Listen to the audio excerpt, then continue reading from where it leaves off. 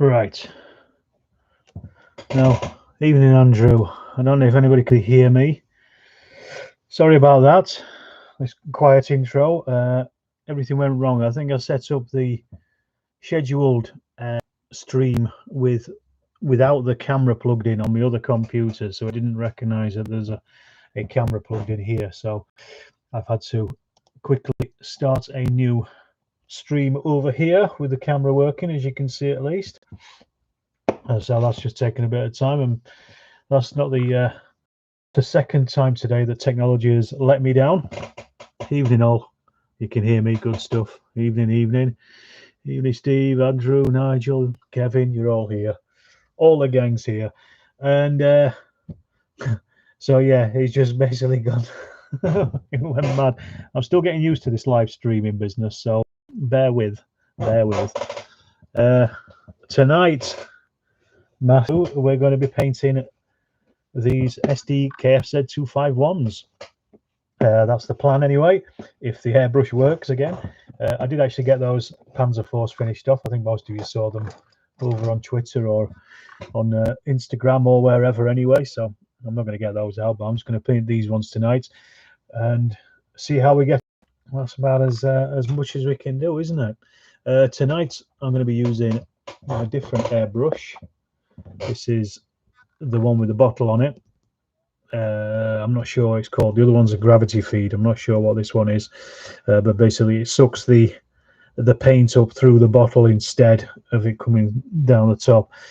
This one I found is a lot better for actually painting. It doesn't seem to get as clogged as the other one does, which is always a good thing, I guess. So first things first, we're painting up. I'm going to give these a spray first. I don't know if I'll get to do all the bits and pieces that I need to do tonight, but we will try our best. I'm using Middlestone, Vallejo's Middlestone, which I use for pretty much all German armour. It's the best. This is going to be needed to be thinned down because that's just normal Vallejo paint. So I need to, I bought myself one of these just recently. It's the Vibrator Maximus. It's the paint shaker. And it's a wonderful little thing, actually, as it happens. It's really good. You literally plug it in, stick your paintball in there, and it shakes it like that. And it's as quiet as that. Give it a couple of minutes, and you'll get the best paint you've ever had. Honestly, I've got bottles of paint here that have been sat here for 10 years perhaps, and never been as shaken up as I shook them up the other day when I bought this. Let's give it a little shake, get it good mix. This is originally for a what's it for tattooing. They use it in that, but works perfectly well for our purposes as well, which is always good. Right, so enough shaking for the Middlestone, I think. So we're going to get some of this in. Don't need a lot because I'm going to thin it down. Looks like I'm running out of this stuff. Nigel says, I guess in early war all German armour was Panzer Grey with no camo. Yep. Germans went over to 3-tone camo on the 12th of February 1943.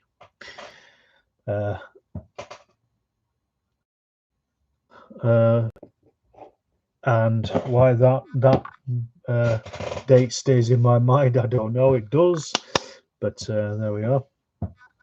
It's until that point, everything was German grey. There is a few different camo patterns that they used, where they used dark brown, I think. Over the, how do I know that? I've read books on it. It was an order. It was an order. The 12th of 43, 3-tone pattern order that came through that meant that all vehicles should be painted in Dunkelgelb, dark yellow, with with Rotsbrunn, red brown, and can't remember what the green is called, the 3-tone, but they should be applied. They were all painted in the factory in the Dunkelgelb, and then the crews added the in the field, so that's why you get such a massive difference in application, because they had to thin it down with various different substances, including petrol. I think they use petrol or diesel to also thin it down, so you get all kinds of different patterns. There was no specific pattern. Later on in 44, they have the what's called the ambush pattern, which has got the dots all over. For that, it's not particularly formal, so it was really down to local commanders and units to decide how they wanted to do their tanks. Kevin says, I'm glad you've set up on a different feed. It's my missus who's supporting a film like Glee. Hoping you don't have any more problems. Cheers, Kevin. I hope I don't have any more problems. I think I know what happened. It was something to do with my my camera not being set up when I set up the original thing. I know how to get around it now. But I also, earlier today as well, I got in the post a router booster, a Wi-Fi booster, which so far I've been unable to actually set it up. So I've still got pretty crap Wi-Fi up here in the loft. But fingers crossed, by tomorrow I'll have that sorted. So there we go. We got our airbrush all set to go. Let's just see if we can screw this up again, like last time. A comedy of errors. Given what's happened so far tonight, I'm sure it will be like that. So let's have a look. Winters, are these games for vehicles for any game in particular? Not really. The way I paint vehicles in particular is I make sure they're usable in a lot of different things. These came as a bit of a freebie from a guy who said, yeah, I'll take them because I'll probably use them. I'll probably be using them either in O Group, Chain of Command, or I Ain't Been Shot One, because they're the World War II games that I play at the moment. So unless anything comes along that's better than those, then they'll be used for that. So what are these ones? Those that saw the stream the other day, I've basically used the Plastic Soldier Company.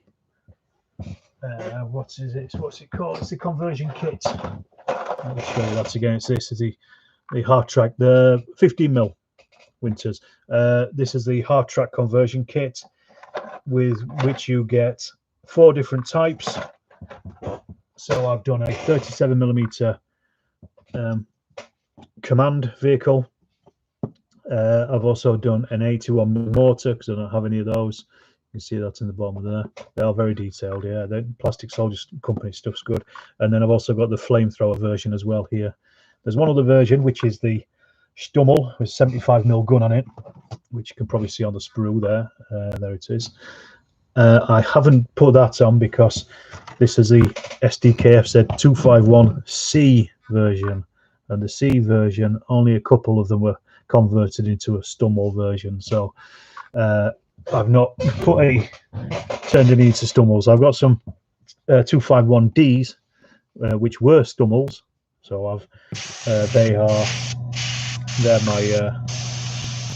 my Stummels. So I've already got some of those. It's a shame because I do like the Stummel.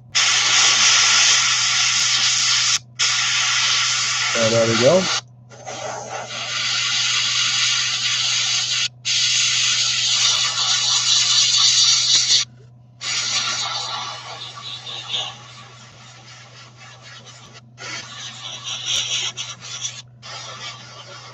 As I say, at the moment I'm still learning how to use this airbrush. Any form of airbrushing, really.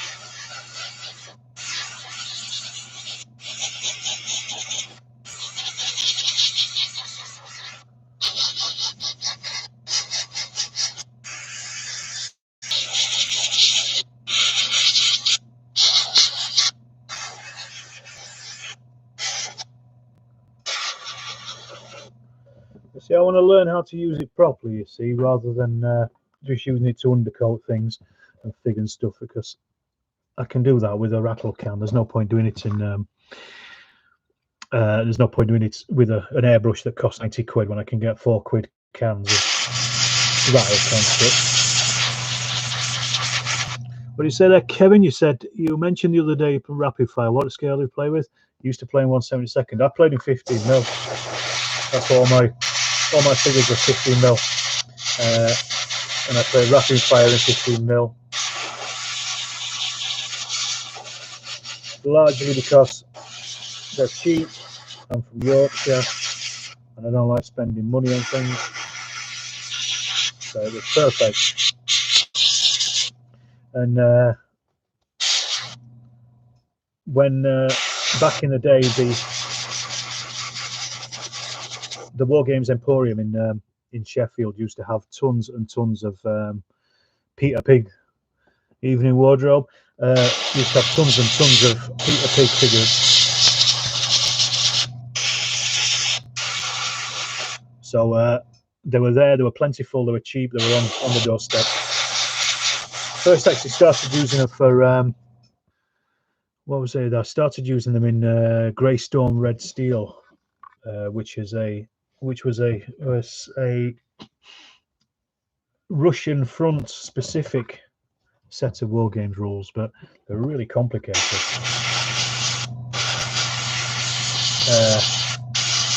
Too complicated, but the older Germans and the older Soviets I see on my videos, the ones that are based on 4, 3 and 4, they were based for that. And I've never changed them. Never needed to.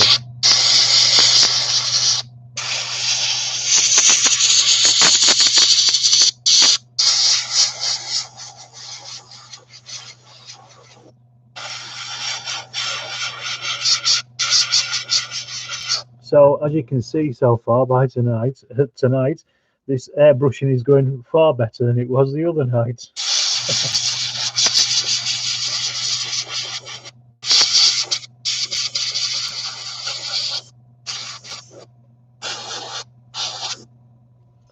The good thing with the airbrushing is it does give him a good coverage. Wardrobe 15 mil, perfect size to display skirmish to large scale. Yeah, absolutely. And where each stand is a squad, platoon or company. Yeah, absolutely. It works for everything from chain of command to O group perfectly well, 15 mil. And on a 6x4 table, chain of command is actually 15 mil anyway, so it's supposed to be works.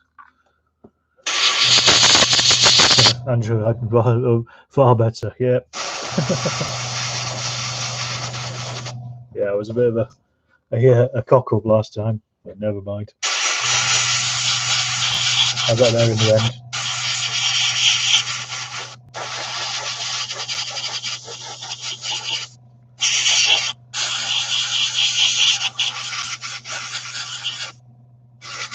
If you were watching, last time I sprayed them in a different colour. I think it was khaki grey. I think I ended up painting them. I just went back and resprayed them in Middlestone. It just looks better.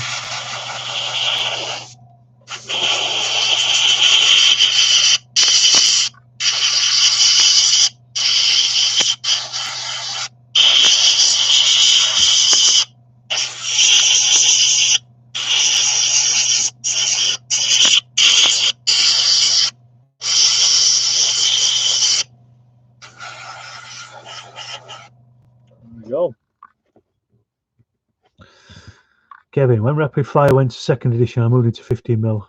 I've since built up a good collection of late war. I still need more. 1 mil. Doing another project really well. Yeah, I got the rapid fire in second edition. I've also got the new one as well. What's it called? Not even sure what they called it. Rapid fire reloaded, I think. From tables and charts to rolling lots of dice. Oh, it's a good game for its time. I mean, you know, it did what it did. I'm not bothered about playing it now, really. I think it feels a little bit old these days, but you know, at the time it was a good game. Right, okay. Good game, as Brucey says. 28mm Cromlech figures. No idea. Never heard of them. No, what do they make? Historicals? Fantasy?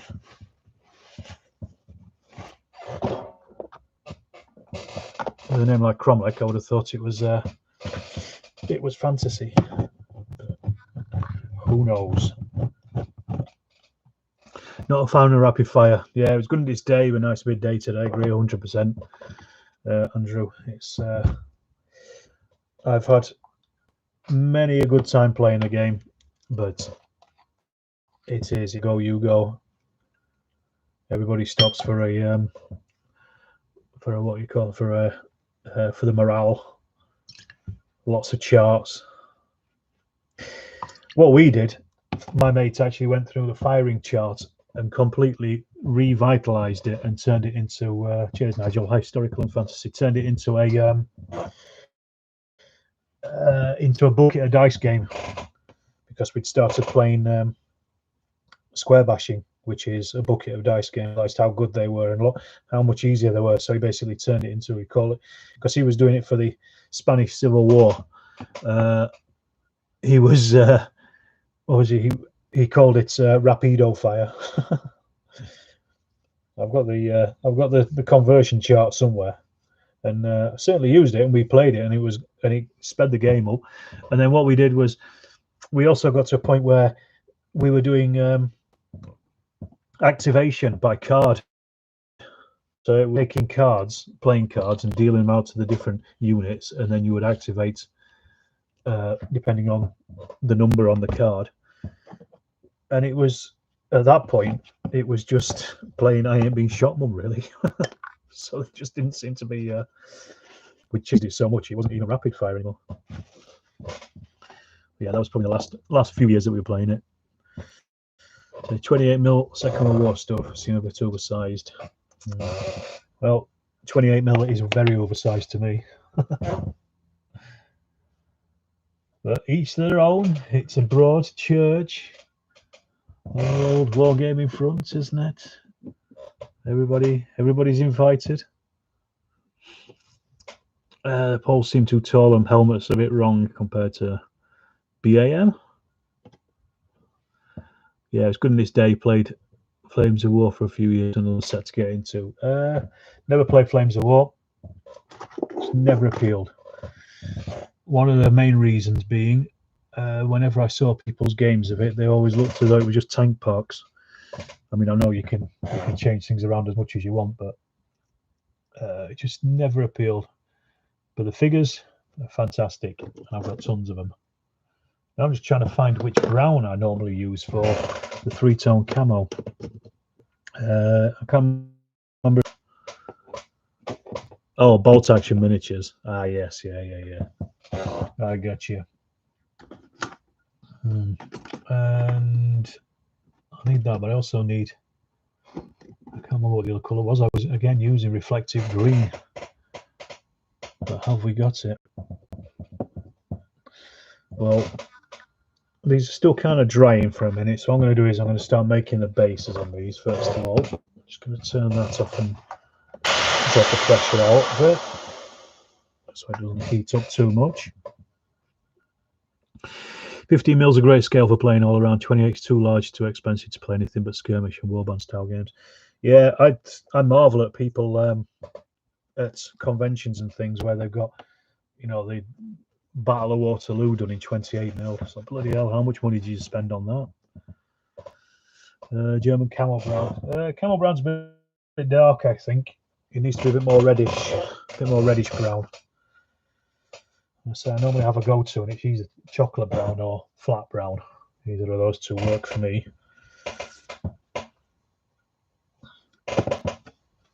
I only have German camo dark brown rather than any others. So this is a thing set to divide everybody, basing vehicles. Don't let it get out on Twitter. I never live it down.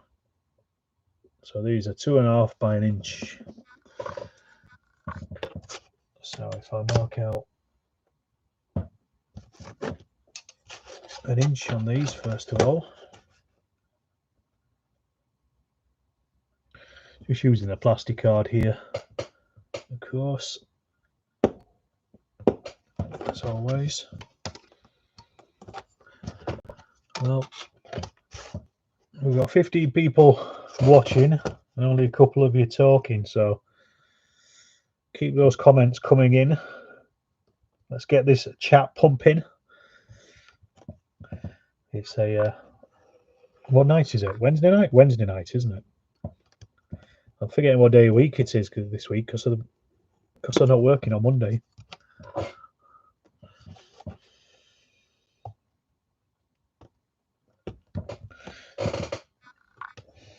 And also, go and tell your friends about this. Go and tell everybody. Get this posted on Twitter or Facebook, everywhere. Time to come and join in.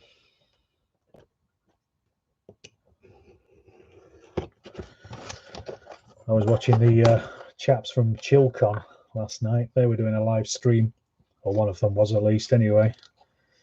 Chill Wargamers, I think they're called. You should check that. Another good channel. They had a really good, what's it called? Really good show last year at Sheffield and in Derby. Didn't go to the Derby one, but went to the Sheffield one, and because it was only 5 minutes away from my house at the time. Sorry, not last year.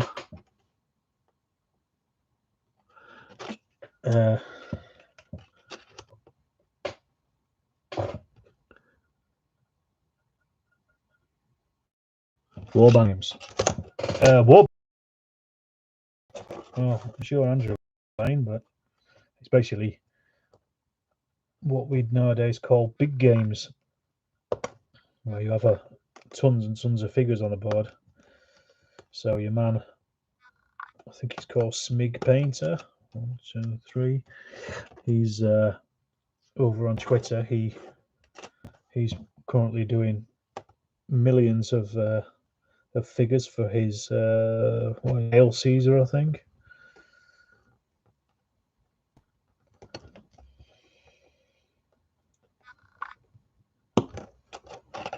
I've made a bit of a mess of these. 1, 2, 3. They'll be all right. Once they're covered, they'll be fine.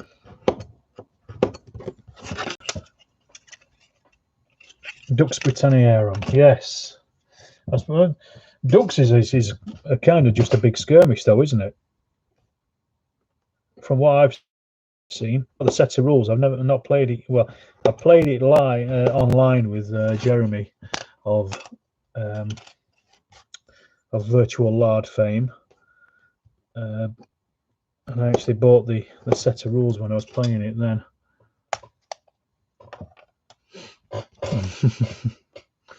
Hi Terry, basing figures is to protect the models from greasy fingers, to raise the proportionate height of the figures, which should always be mounted on bases. Absolutely, 100%. A man of my own standing. Good fella. You can come back.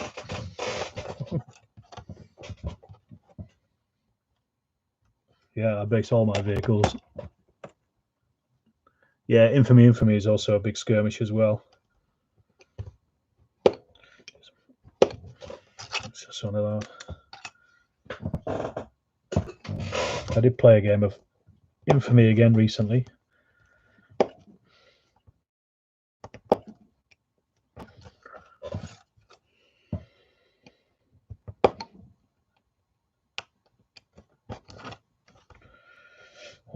cut these perfectly straight, but nobody's going to tell when they're covered in their basing material.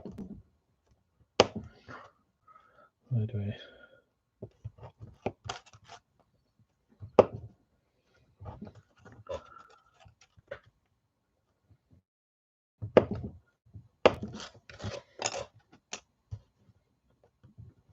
Is anybody else painting or building this evening while you're watching this? Or just sitting here watching me? And if so, what is it?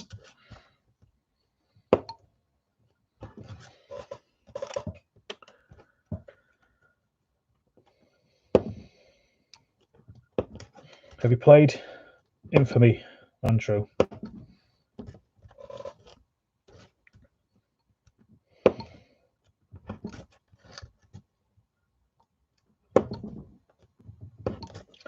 There we go. What's those? Perpuncher. Hi, Nigel. Hi, Perpuncher. Unless you're not saying hi to me, of course. You just say it to Nigel. Don't worry, I can take it. Now then, where's that? So something I forgot to do on the last ones. You love Infamy. Yeah, I like it. I've not had a chance to play it with my mates though, unfortunately, since lockdown. But so I'd like to have an actual go with a human opponent.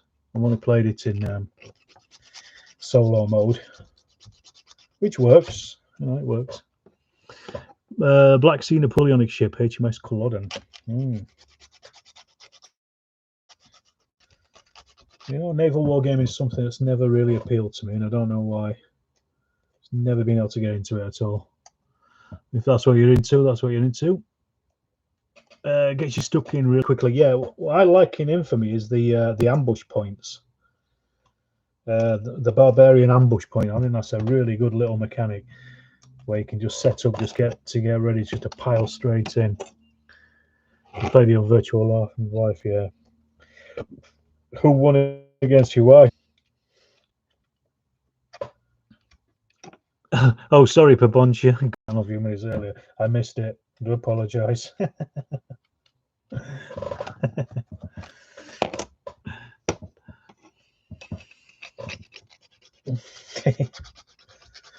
My bad. Trees. You still on with those trees, Nigel? My God, they're not dried yet.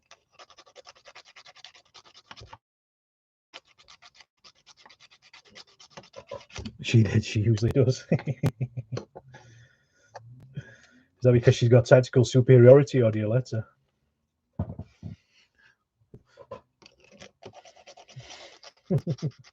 I'm going to guess it's tactical superiority.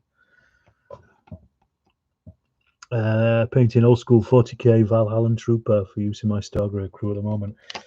When you say old school, what do you mean old school? When I think of old school 40k, I think of those Imperial Guard figures that you use in the adverts in White Dwarf. She's a good gamer. I don't doubt it, Andrew. My wife is actually as well. She usually beats me, but I generally don't tell anybody.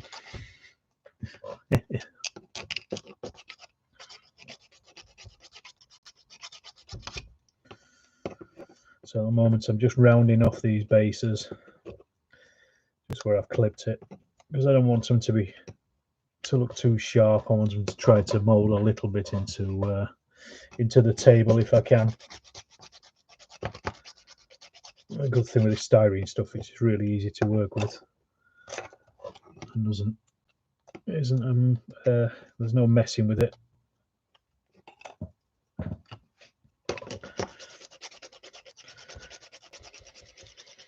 What I'll do is I'll start doing these, and then I'm going to do the Russian-looking ones. Oh, I'm talking about the ones, Steve. I'm talking about those, the original plastic box of Imperial Guard. That was the last ones I ever bought, and the only reason I bought them is because all my mates used to play 40k, and I was never particularly interested in it, so I'm not particularly interested in fantasy and sci-fi. It depends what it is, I suppose. But the reason I bought them is because there was that John Blanche painting that he did in one of the White Dwarfs. It was a double-page spread of Imperial Guard all marching across a field with flags and everything. It looked like a Napoleonic army. And because I was into Napoleonic wargaming and nobody else was, I thought, well, they'll do. Looks like a Napoleonic army to me. At the time, they didn't have any of those names like Valharian or whatever they call them, the other ones. I just had, they were just the Imperial Guard. It was that simple. That was a long time ago. It's Stargrave. Stargrave is the new sci-fi Frostgrave, isn't it? I think. So I'm led to believe. You've got some of those as well, Steve. Yeah. Yeah, I don't doubt it.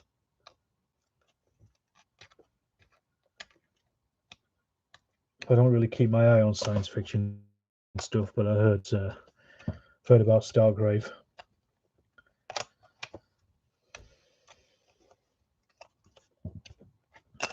Right, well, those bases nearly almost done, so I'm just going to add some texture to them now. And then they'll have to sit to one side to dry. You painted a company of Space Marines. It's quite good fun. I think they've been in the attic for 15 years.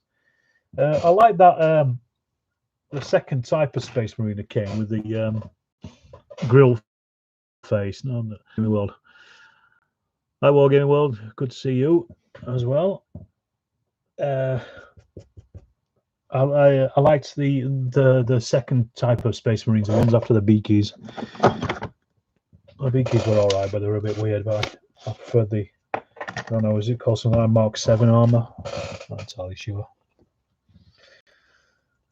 Don't know much of the lore of 40k.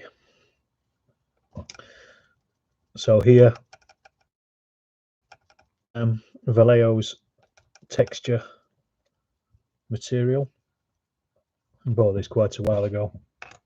If you haven't used this, earth texture, you get it in different colours, but I got it in flat earth because I use a lot of flat earth for other things, but it's kind of like, it's basically like sand and paint, basically. I could make my own, but I'm lazy, so I don't. If somebody else can make it for me better, why should I bother?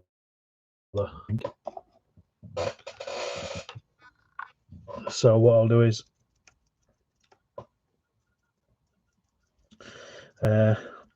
get this stuff covered on half of these, obviously, because I've got to hold them. It usually takes about 45 minutes to dry, but I'll probably leave it overnight anyway and then finish them off tomorrow at some point, maybe during lunch or something. It won't take very long to get these finished. Can use that as mud on vehicles? Yes, that's pretty much exactly what, to be honest. It's a diorama effect, so yeah, you can use it on. It is good stuff, and it is good, easy to use. It's let's say you can get it in different colours. There's a really dark one which I really should get for models, which is like wet mud, and you can basically you'd need an old brush like this one because it absolutely knackers your brushes up, but and leaves a massive lump of crap in the bottom of your wash pot as well.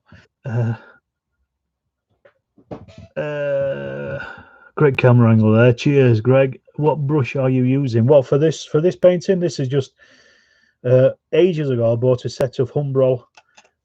What size are these? Size 8. They were advertised as dry brushing brushes, and I use them for loads of stuff, not just dry brushing.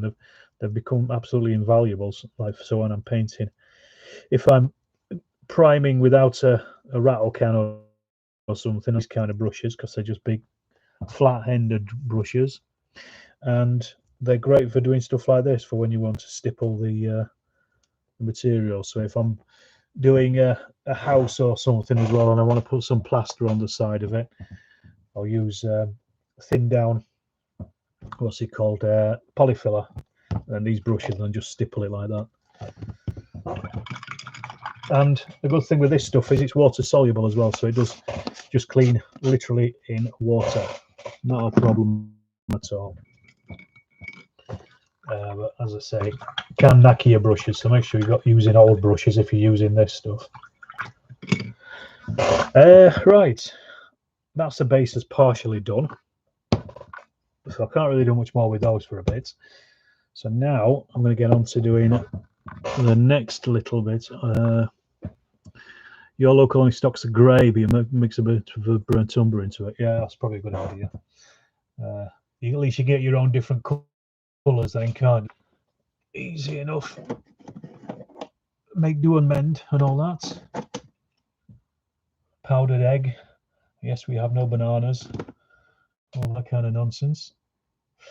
I think I can't see where my my chocolate brown is. I had some chocolate earlier, but it wasn't the chocolate brown paint. Oh no, there we are. Seek and ye shall find. There we go, chocolate brown. This is what I'm going to my spraying. But I'm going to get out my little magic vibrator. Get some more of this going. Get this well mixed up.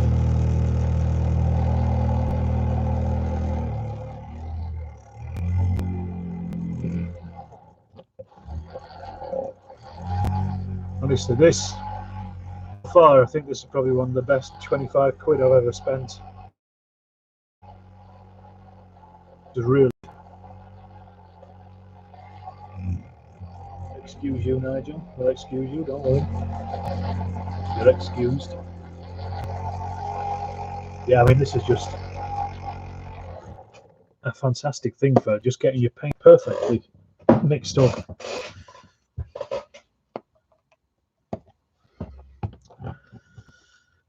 He says, realising that there's no squirty bottle on this paint.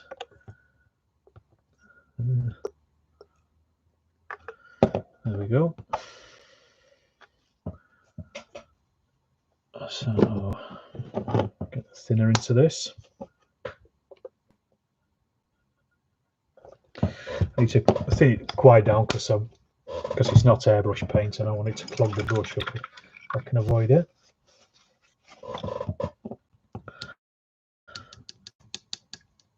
And also I want it to look as though it's been applied in the field as well anyway. So I don't want it to be too thick.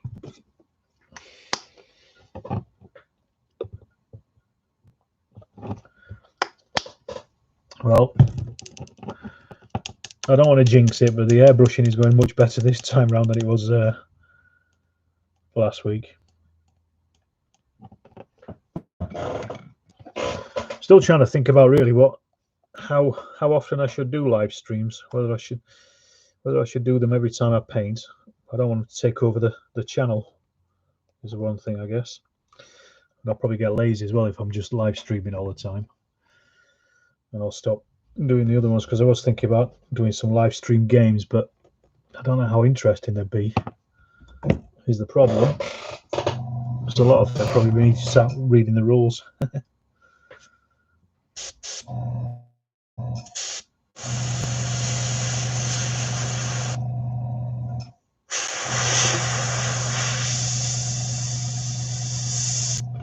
Right, so I need to drop the pressure on this.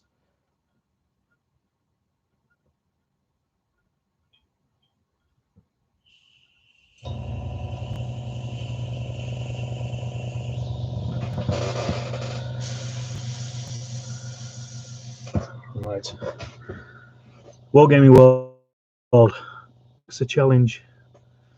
I've got his foreground of grey buildings, but they need more texture. And they are expensive. I'm reluctant to experiment. Do you find adding the texture is better? Yes. What I would do there, cheers Andrew, vehicles are on the table. What I would do is I would go to war bases and get a couple of their cheaper buildings I'm just talking. And I would use one of those as an experiment, because you can get them for they're next to nothing really, the War Bases ones, and you can make them into something quite nice as well. Really, I did. That's blowing too much.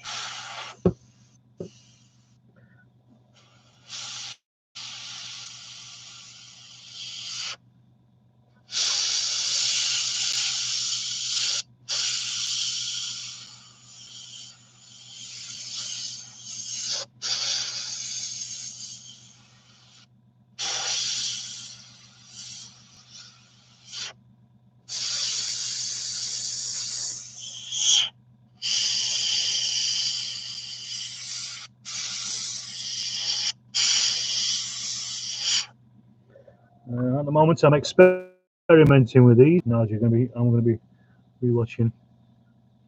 Right, you're off to pick one now. Watch this space. Good luck.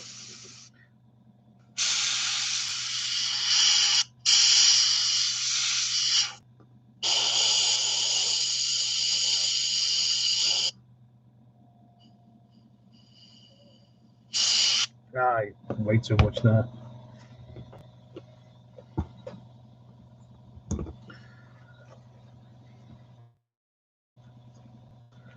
This is my problem, is getting used to the amount of paint to use on these things. Yeah, I'm trying to get a small amount on it.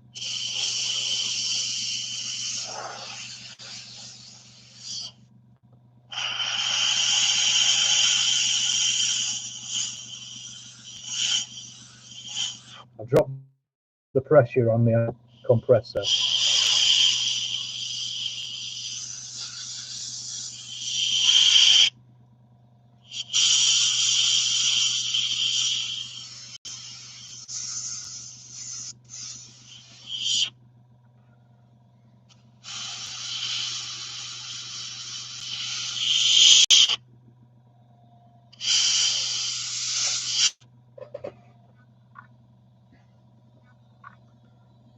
Well,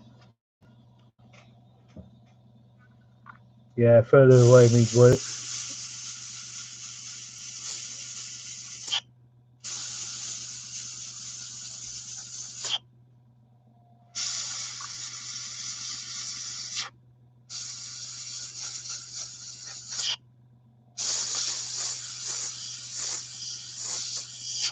about getting control of your airbrush as much as anything else. And that's what I'm trying to learn to do, really. Just so I can. I never did freehand camo. Yeah, well, it is difficult, but I want to learn how to do it. So the only way to learn how to do it is to do it, isn't it? That's what I reckon. I tried it with putty the other week, and I wasn't massively impressed with it, but I've only tried it once.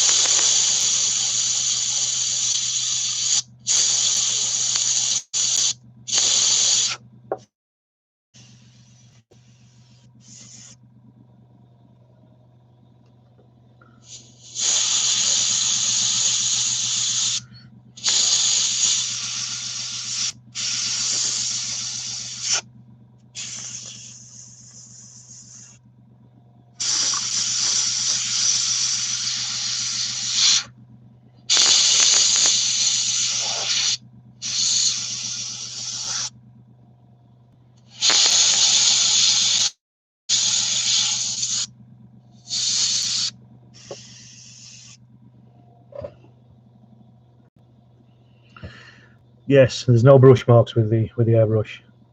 Exactly, practice does make perfect. Why not a lot of there at the moment.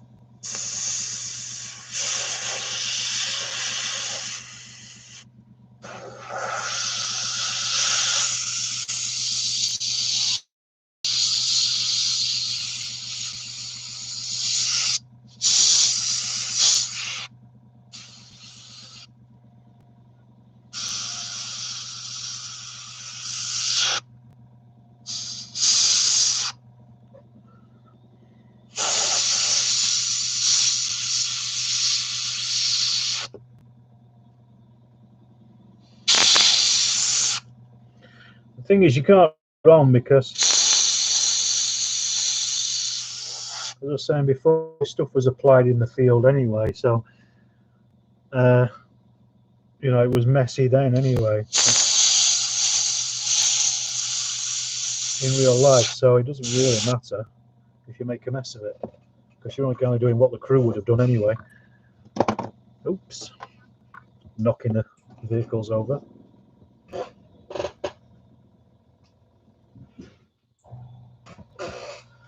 Only do 2 more.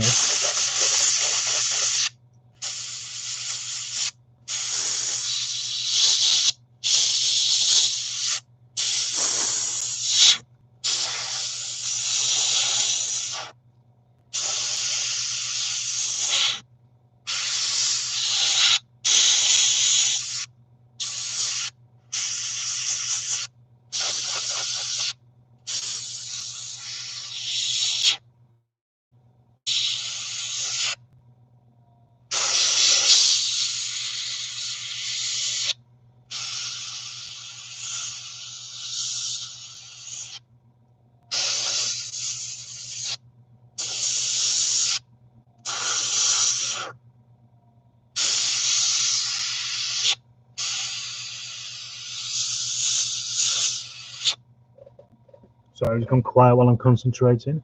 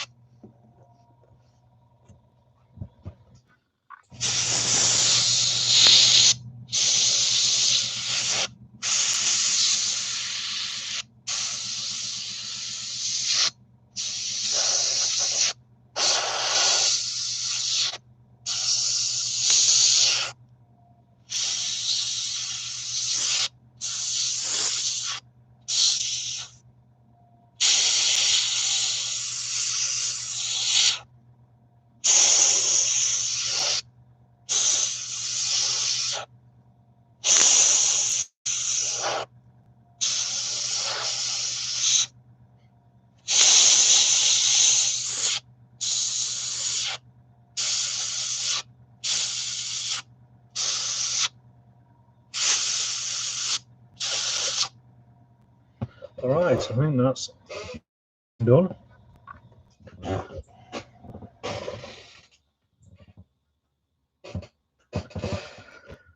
Cheers, Kevin.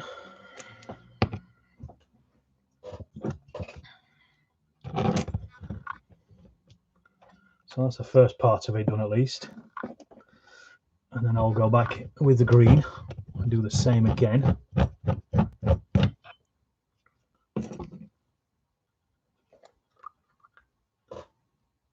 Cheers, Andrew. Much appreciated, chaps.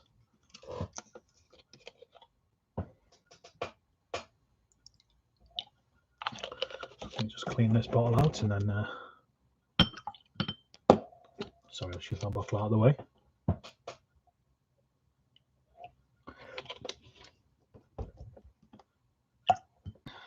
This is the biggest pain really with the airbrush, is having to clean it out every time.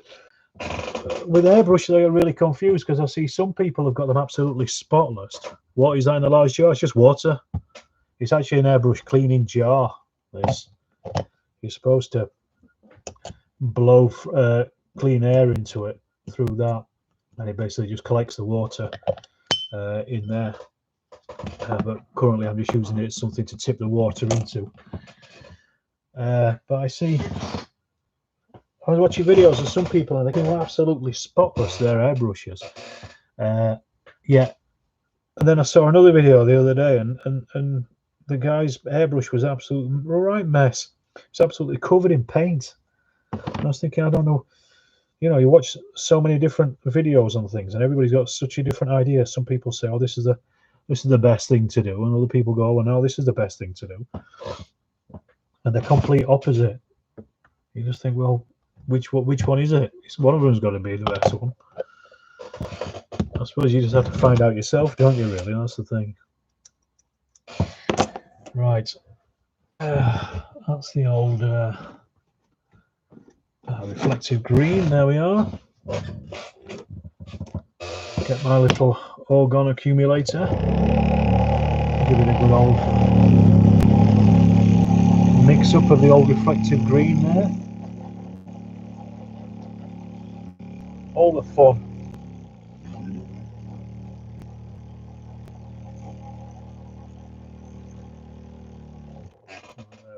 Oh, that should be enough, I think.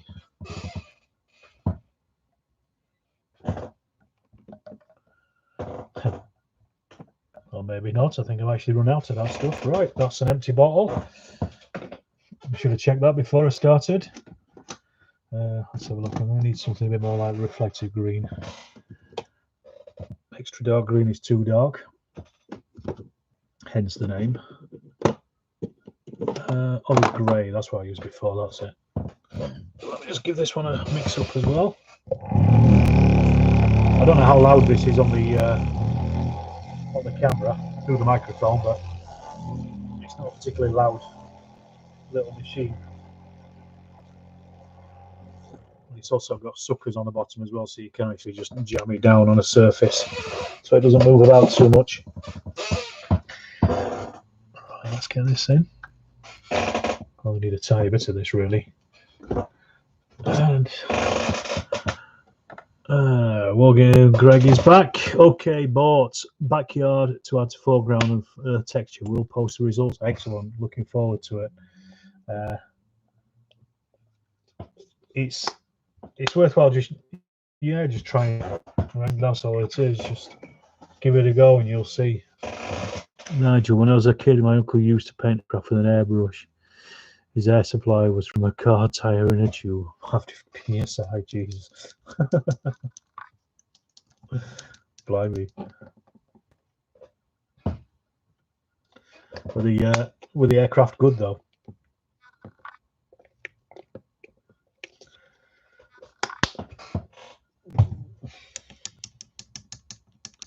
I bet they look pretty good. There we go. That's all mixed up.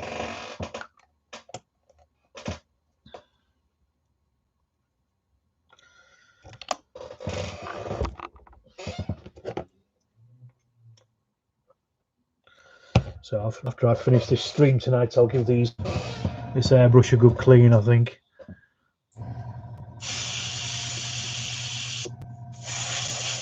Yeah, to be honest, this airbrush with painting model aircraft in mind anyway. That was the thing I really wanted it for, because you really need it to be showing brush marks on model aircraft is really not good.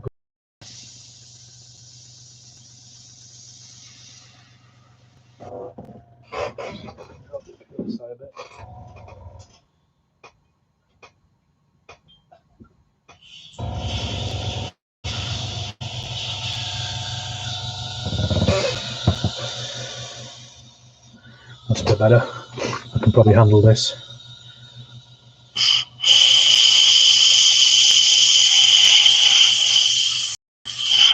There we go.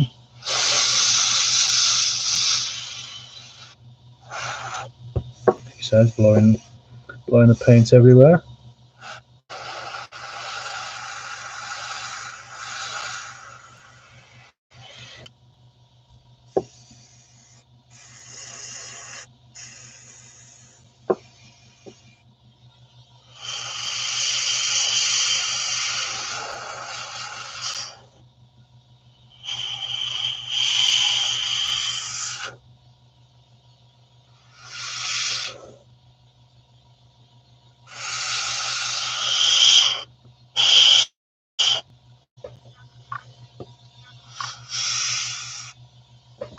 It was a bit of a mess, I think, but Russian MiGs, mostly Cold War jet fighters. MiG Alley.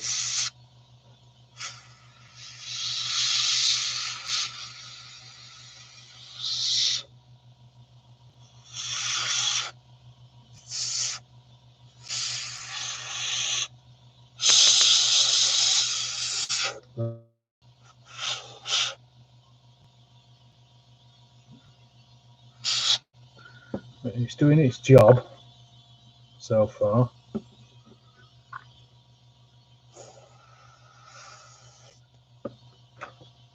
I'll have to go back over some of these.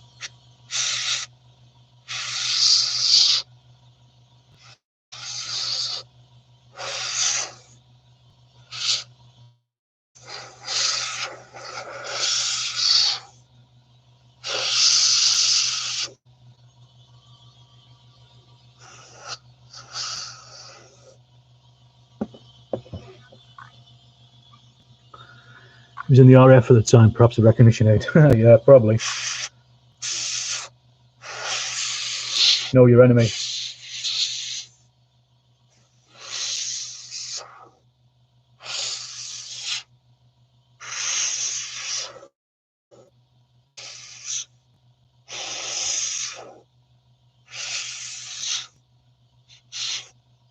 And the one thing that I had forgotten,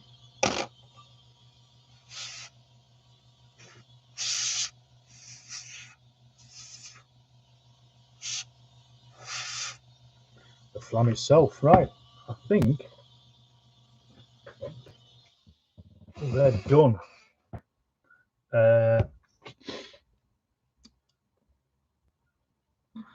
From that point of view, anyway. I think they are airbrushed as airbrushed as they're going to get. Let's give this a clean up without dropping it everywhere. Do I blow any brush cleaner between? No, I haven't been, but that's because these colours are pretty similar. I was blowing enough. I was just blowing it through before I started the pigments. I haven't really haven't picked up the other colours really on these, so you can still see that they are red and green, red, brown, and green, should I say? Yeah, everybody loves a 251. Yeah, lovely little things. So no, I haven't blown any cleaner through it. I will do later on when I actually clean the airbrushed properly. But for now, I was just happy to use it as it is. I will give this one and the other airbrush a proper clean, possibly tomorrow. I think. I've got a jewelry cleaner, which should take away any crap that's in there. That's what I want to. That's the plan. So that's the airbrush done for now. The next thing I'm going to do with these though is I will. I need to paint in the details now. Andrew says, how did you like making kits? They are PSC and I loved making them, Andrew. They're lovely kits. If you have a look on the other live videos, there's a video of me making these, and these are lovely little kits, really nice, easy to make, easy to put together, loads of crystal on them. I think they're some of PSC's oldest kits as well, which is interesting because they are some of the nicest ones. On top of that, they're really, really good. He's excellent. You need some more 251s. Everybody needs 251s. It's like it's part of the law, isn't it? You know, you really a war get at least one 251. Even those stupid ones with the walkers that they came out with about 20 years ago. I don't remember who it was, but somebody made them. Now this is my wet palette, the famous wet palette that sends Ken the Yorkshire gamer into a apoplexy. I don't know if it's so wet anymore. Add a little bit of water to this. It's great. I've been using this, and the paints are on this I've been using for the last week and a bit. So they do retain a freshness, the paints on a wet palette. But again, like everything, I'm just getting used to using it. I'm not having it for very long. Will I use a airbrush to use the finer detail stowage? No. I'm not good enough with the airbrush, simply to put it simply, Kevin. I'm just about to do that now with the traditional brush instead, because it's a lot easier. 15mm I think is probably a little too small to do that kind of stuff. If I had the talent and the ability to do it, then yes I would, but I don't, so I won't. I'm just going to go around now and just paint all these bits of stowage that needs doing, and then I'll wash everything in Agrax Earthshade, the finest shade there is.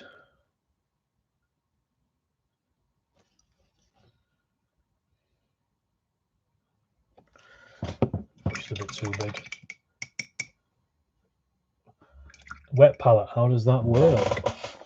Well, literally, it does what it's in. It's literally you basically put a layer of water in, then you put a sponge on top of that, and then some paper, which is also water soluble, and it literally just keeps your paints dry, wet.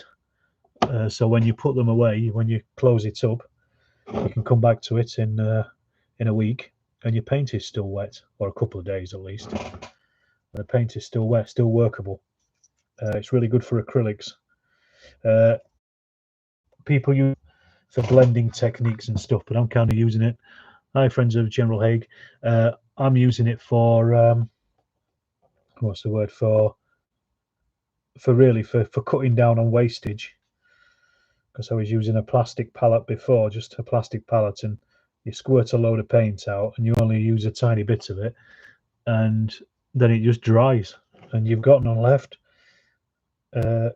next time you come to paint. Whereas this, like I said, some of these have been on here for over a week now and they're still wet.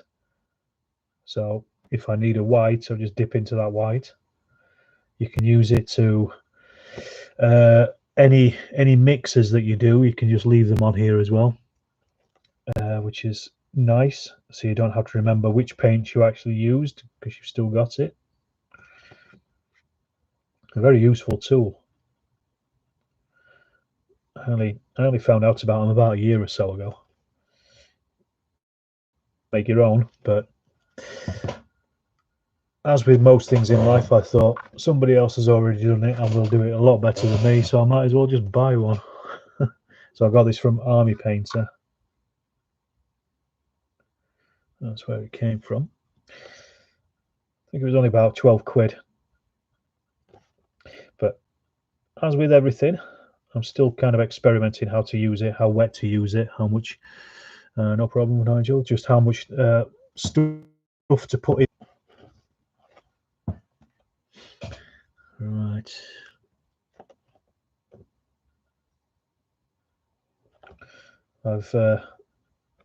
I've not stopped using it since I've got it, which is a good thing.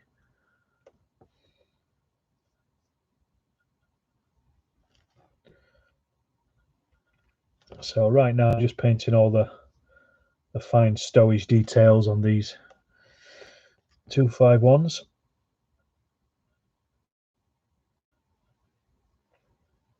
I think I said it before, but the stowage on that comes with this set is fantastic. Really good. It's some of the best stowage out there. I love these things here. The let's see, can you see it?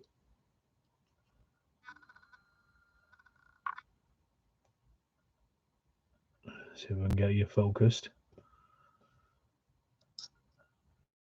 I was, but there's some coats that are racked up. You're a big fan of the wet palette for acrylics as well, yeah. It's really transformed my way of painting since I got one.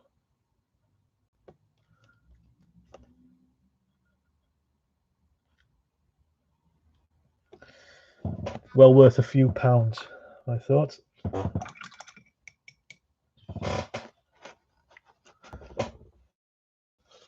the best things you've been introduced to as well is the wet pallet. Seems we've got the wet pallet fan club in tonight.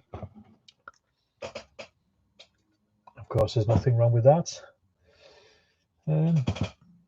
Where's my German? Grisalomania. I want to give this one a bit of a shake.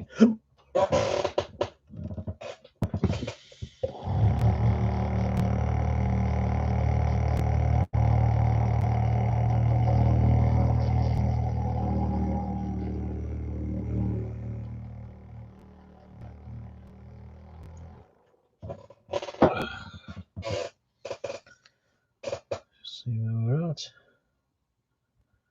There we go. It's a weird colour, this German grey, because whenever I've tried shaking it up to mix it, it's never really properly mixed until, as I say, I bought the that mixer. I just used that, and it's incredible the difference in the paint that you get out of it.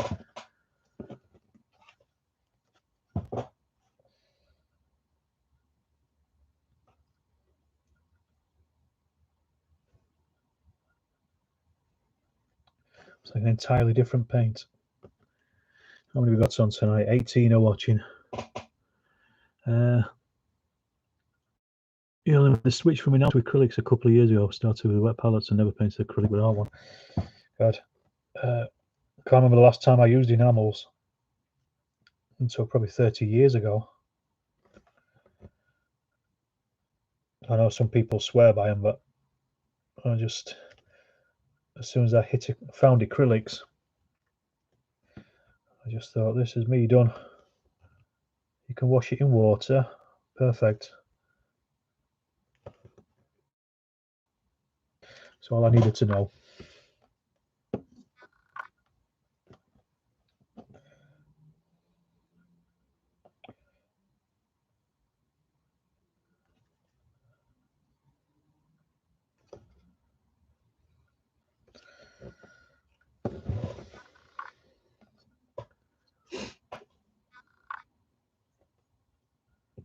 I've got a lovely set second hand if anyone's interested. Probably collector's items at this point. We got any more helmets on there? No, but I have missed one little thing. You're using your army painter wet palettes as well tonight. We really are the Wet Palette Appreciation Society tonight.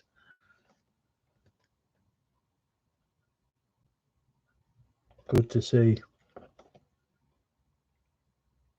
Oh, the one thing I'd forgotten to do is paint the crewmen.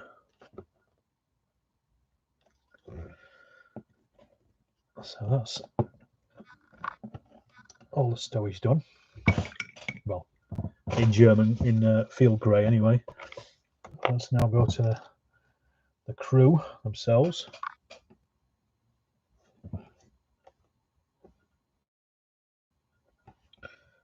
So these are the Flam crewmen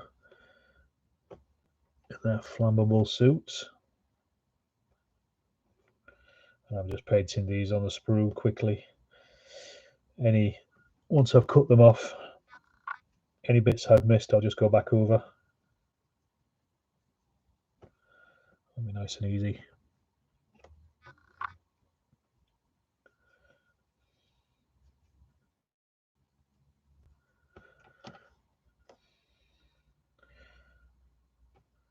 So you can see I'm probably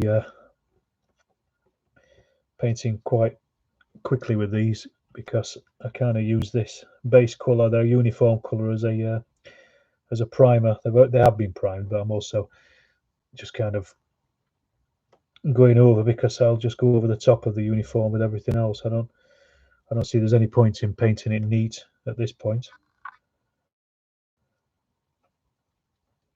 I'll just go back and do the detail later. And what else is there? What's that guy? Trying to work out what they're all doing.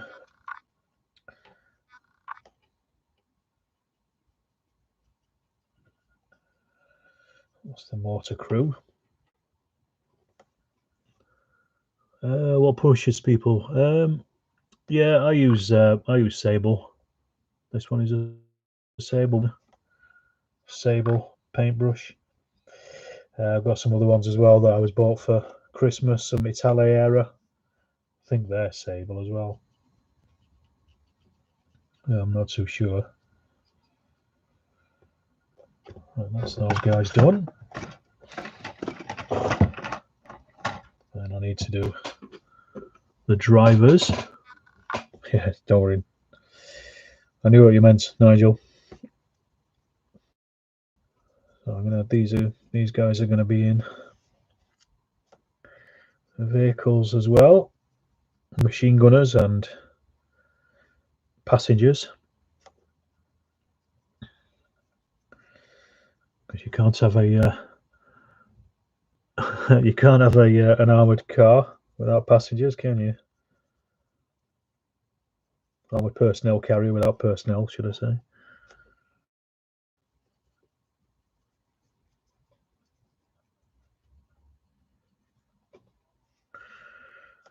So look, last couple of them. I think I'll just do one more set of these.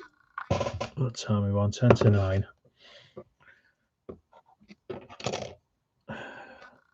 £5 for 10 on £5 for 10 on eBay. What about for really fine detail and things though, Steve? Do you find that they knacker up easy or okay?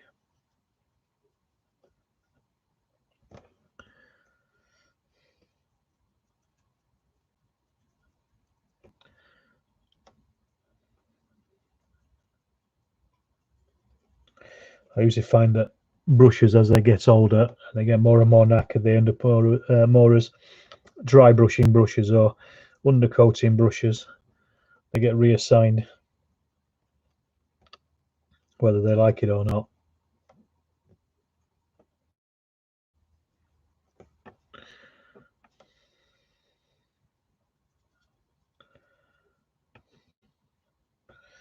Right, that's our sprue of figures done. Then I'm going to do one more, then that should be enough, I think, to crew them. But I've got to paint the seated crew as well.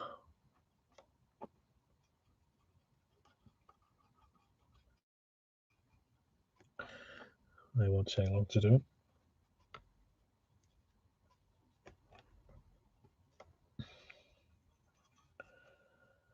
I found that I used to keep loads of bits of the sprues of Plastic Soldier Company stuff, but I then found out that I was never actually using it for anything. So I wonder why I was bothering. Then you end up chucking away loads and loads of plastic. That's the other problem. You say figures for armored cars, vehicles are hard to come by, except for Rubicon. Yeah, I think I've seen on Twitter other people complaining about the lack of passengers and things. These ones are quite nice from Plastic Soldier Company, and they fit in there really well because they're obviously all computer designed as well, CAD'd, so they're the perfect size for the vehicle. So they can obviously mess about with them when they're designing them. Hey, Paybackers, nice to see you. Hope you're having a nice breakfast. It's almost going to bedtime here, not getting up time. It's 9 o'clock. Varnish, use a spray can. Yeah, I use a spray can as well, Nigel, for varnish. When you first use them, once the tip goes, they become base coat brushes, then dry broke, then finally glue brushes. Yeah, that's kind of like rocky that mine go through as well. Yeah, like working your way down that list.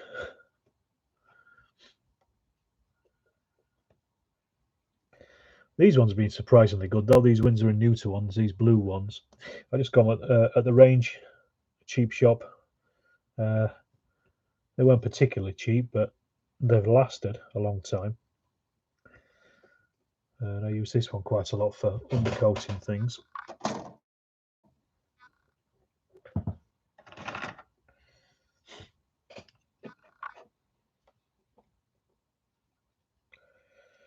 Right, I don't think I need any more crewmen than these ones. The difficulty is with these 251s is it's a bit difficult to get the actual drivers in. You can do, because I did it, but you just got to do it with tweezers and a lot of swearing. But I didn't want to paint them and put them in before I started actually painting the vehicle, because I didn't want to. 4 a.m. Oh, you're up early. I didn't want to paint them before I got the spray airbrush out on them.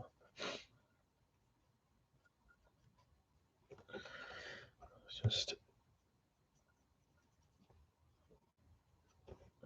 okay. Be Beckers, am I going to do more of these paint and chats? If there's a demand for it, yeah. I've done a few over the last few days, and I'm just thinking about really whether to schedule them a bit more specifically on a particular day or not. That was the thing. It obviously also depends on if I'm painting something as well. In one way, it gets me painting stuff, which is good, and it also just gets interested in the channel as well, which is equally good. So, there's good outcomes from it. Like I say, it just really depends on whether people have got interest in it or not. And obviously, it's one of those things that will grow by itself. I know there's quite a few other channels that do this kind of stuff, like the podcast guys were on the other day, and they'd got quite a big audience. Perth, that explains it. So yeah, it's something that's on my mind. Is a short answer.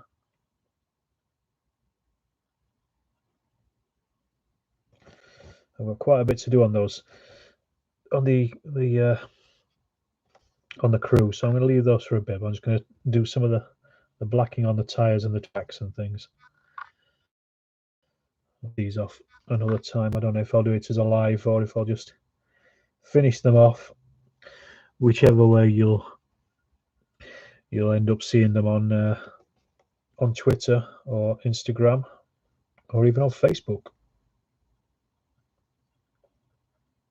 Because Storm of Steel is on all of them.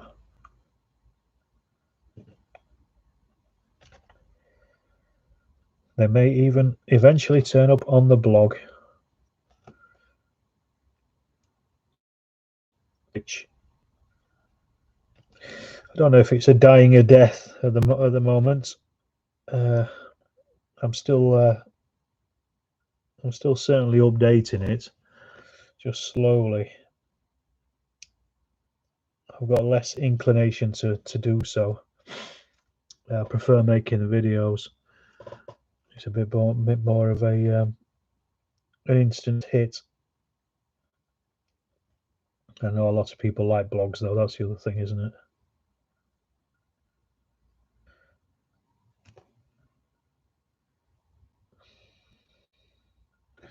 But the world is just going a different way, I guess.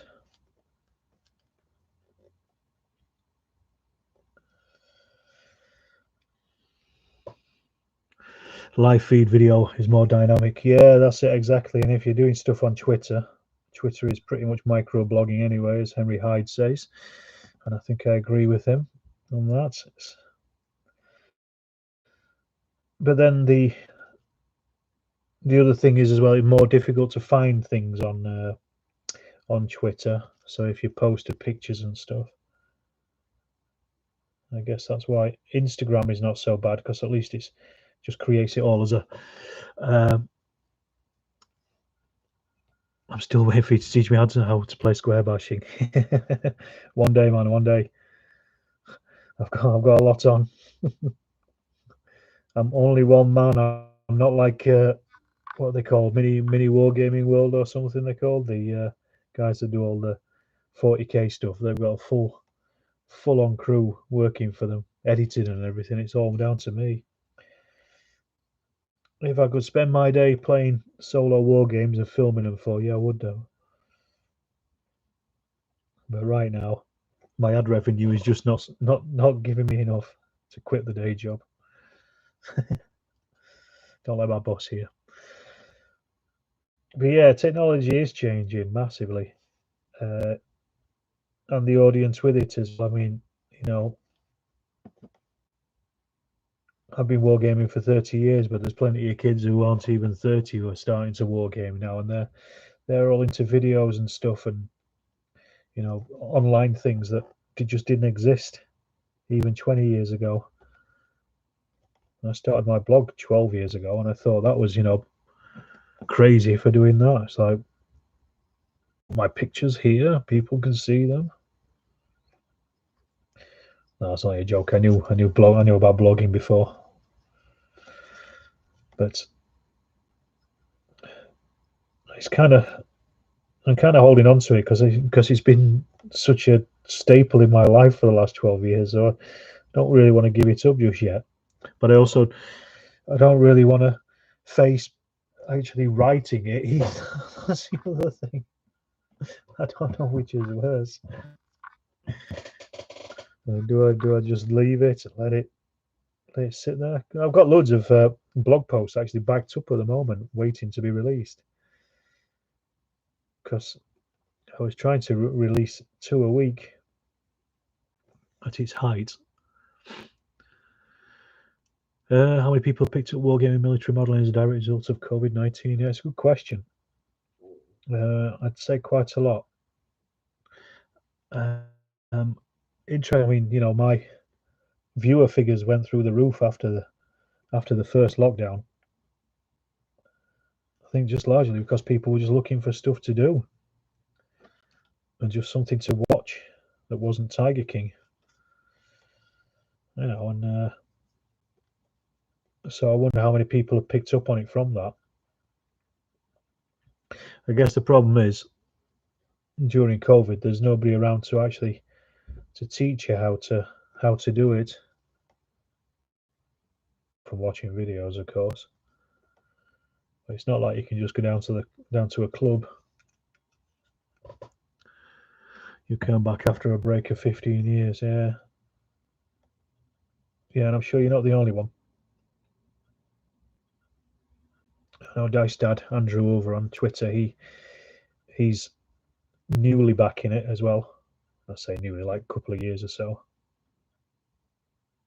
I think it's just something you do, isn't it? Income and more time.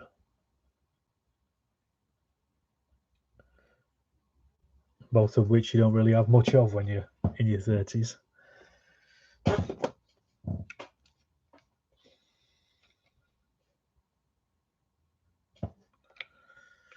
Right, so I think what I'm going to do is I'm going to finish off the black on these, and I'm going to call that a night, I think, to go on them.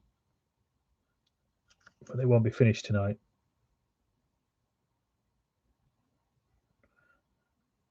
A couple more days. I might do another stream of it. We'll see how I get on.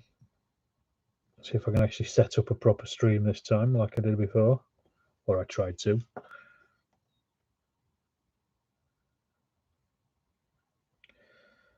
It might just be a detailing stream, I think, of this stuff.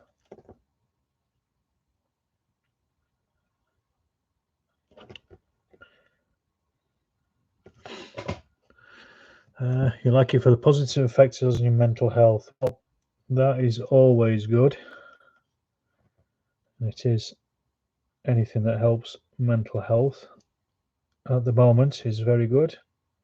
Not just at the moment, any time really. And yeah, I like it for that as well. Just the fact you can kind of lose yourself in painting or even just thinking about gaming.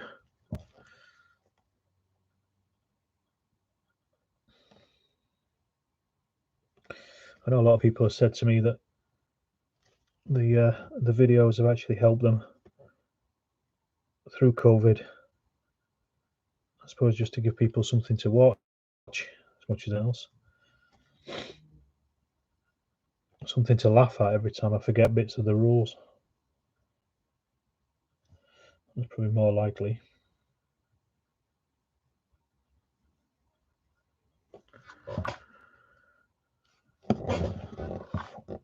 So I'm painting these tracks black first of all. Next stage on those will be to paint oily steel over the top, almost like a dry brush. And then over the top of that, I will put a rust wash. And then once that's dried, they'll look pretty good. They'll look like metal that's rusty. That's how I do tracks. Like I say, that may be left for another live stream later on this week. Okay. It's all positive.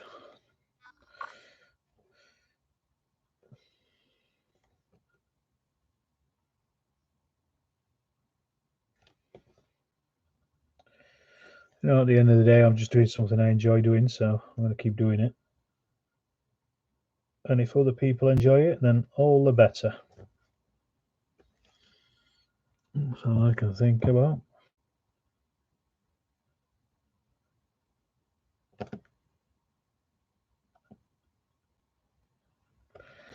I'm not mad keen on this camo colour. I think I could have done this much better, but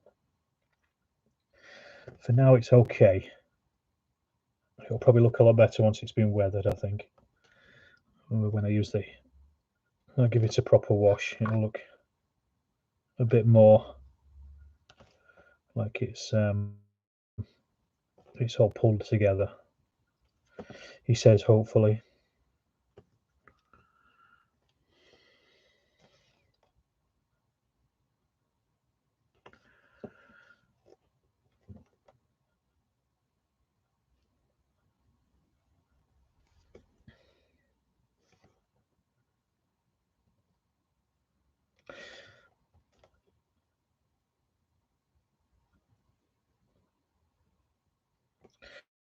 I'm not thinking painting his wheels.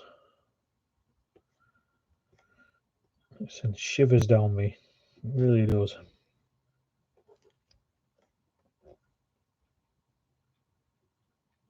Now I think my cat is here. Yes, here's Tiny. Come here. Come here, Tiny. Okay. She's run off. I was going to show her to you. Got a starring role in the O Group review video I did. She's a big fan of O Group. I'm a Vallejo black grey track man. Now I do the same steps as you after that. Yeah, I can't remember where I picked it up. It might have been from Battlefront. I may have read about it on one of their blogs years and years and years ago. It's kind of always works well. So, you know, something to stick with it, I say.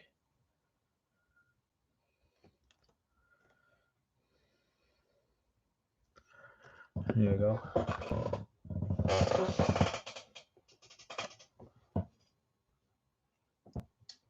She won't come near me now. She's camera shy.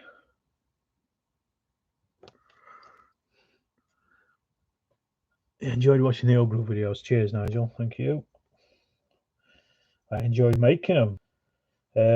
There's at least 2 more old group videos coming soon. So keep an eye on those. One from Kursk, one from Malaya. I'm thinking about refighting the entire Malaya campaign in old group, because that will be interesting. We already did it before in Rapid Fire about 7 years ago, me and my mates. So to try it again with old group will be an interesting experiment, I think.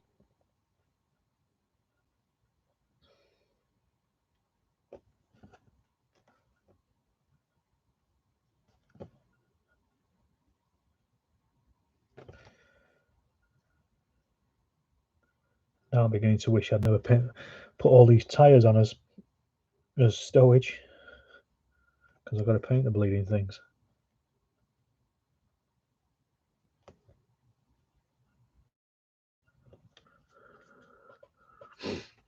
Can't wait for the old group videos. Next few weeks, Steve. They'll be along soon enough.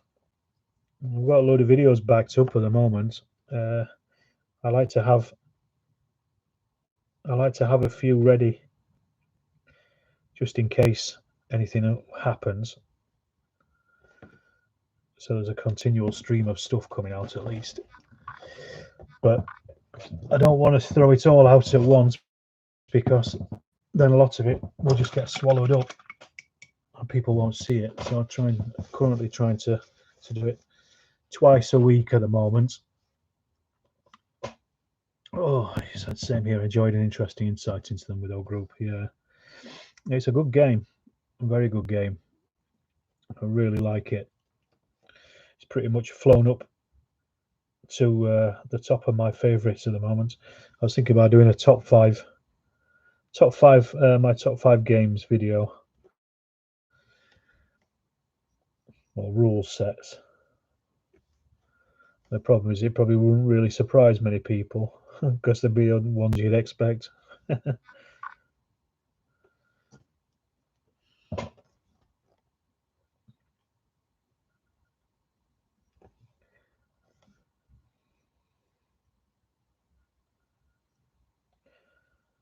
I've always thought that 37mm gun on the other 251 there on the command version is just way too high. It's ridiculous.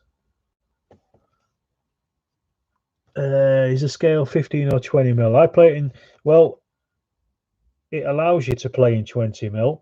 It says you can use it in 20mm, but it suggests 10 is probably best, or even 12. I play it in 15 because obviously I've just got 15mm figures, so I'm not going to buy a load of others in a slightly smaller scale. It'd work well in 6mm as well. Basically anything 20mm or smaller, really. You got the old group rules, but Blitzkrieg Commander fan, so I'm not sure if our group will replace them. I will try our group out and see how they go. On the Bacchus website, only close to buying some stuff. Yeah, their Second World War stuff is fantastic. I was going to go down 6mm route. Bacchus would be the place to go, I think. I've got a very small amount to any games with, really, and I don't particularly want to start a brand new collection just for when I've got thousands upon thousands of Second World War figures in 15mm anyway.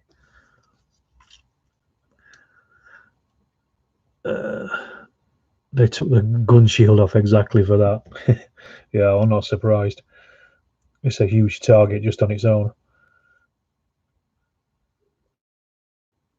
He's on this Plastic Soldier Company one. The gun shield is kind of tied into the actual barrel, so you can't have a choice really. It's got to be on or not.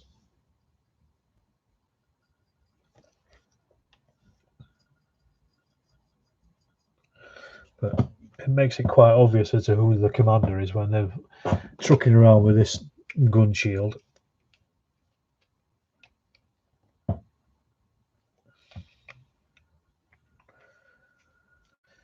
Right.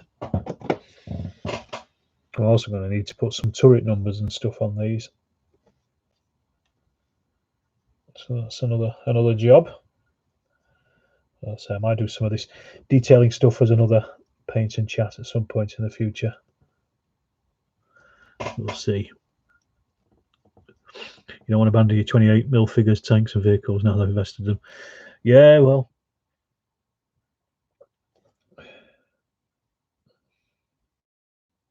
you both built a collection up. It's hard to pass it on to something else.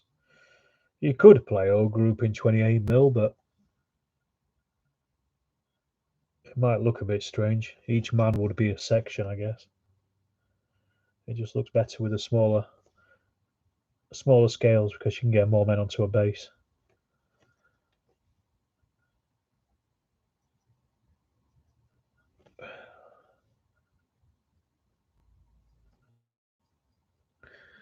All right. That's. I think that's what I'm going to do for now. Just give that a good clean. There are a good few things I need to clean up downstairs and stuff. So I'm going to leave it at that for tonight for paintings. That's been an hour and 40 minutes now. That's not bad. I've got quite a lot done there. I need to do some camo on these. As I say, this is the first, well, second time that I've tried freestyling the airbrush. It looks okay. I think it's going to be one of those things I really need to practice a bit more, and I think they're going to look better once they've been weathered, once I've actually put some wash onto them. But they're okay, I think. This is answering the last few questions. 10mm is another good option. Yeah, Pendragon figures are fantastic. They're really nice. What I've seen of them, but as I say again, getting into 10mm would be another thing that there's not much point when I've got loads of 15mm. What base size are you using for your stuff? For old group, I think they're something like they're Flames of War small bases. I can't remember what the sizes are exactly, like 35mm by 20mm, I think, something like that. Right, I'm going to say good night to everybody. Thanks for dropping by and saying hello and keeping me entertained. And good, not goof. Yeah, thanks. I'll try not to goof. And cheers, everyone. And you'll be able to watch this back at some point once I've uploaded. Well, once YouTube has uploaded it. So I'm going to say good night there, and see you next time I do one of these.